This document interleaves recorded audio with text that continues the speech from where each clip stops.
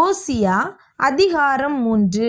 பின்பு கர்த்தர் என்னை நோக்கி, அந்நிய தேவர்களை மதித்து திராட்சரசமுள்ள பாத்திரங்களை விரும்புகிறவர்களான இஸ்ரவேல் புத்திரர் பேரில் கர்த்தர் வைத்திருக்கிற அன்புக்கு ஒப்பாக நீ இன்னும் போய் தன் நேசரால் நேசிக்கப்பட்டவளும் விபச்சாரியுமான ஒரு ஸ்திரீயை நேசித்துக்கொள் என்று சொன்னார். அப்பொழுது நான் அவளை எனக்கு 15 வெள்ளிக்காசுக்கும் 1.5 கலம் வார்கோதுமைக்கும் கொண்டு அவளை நோக்கி, நீ வேசித்தனம் பண்ணாமலும் ஒருவனையும் சேராமலும் அநேக நாள் எனக்காக காத்திரு, உனக்காக நானும் காத்திருப்பேன் என்றேன்.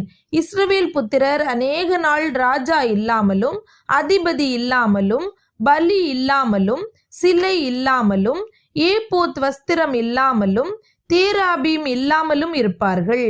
பின்பு இஸ்ரவேல் புத்திரர் திரும்பி தங்கள் தேவனாகிய கர்த்தரையும் தங்கள் ராஜாவாகிய தாவீதையும் தேடி கடைசி நாட்களில் கர்த்தரையும் அவருடைய தயவையும் நாடி அஞ்சிக்கையாய் வருவார்கள்.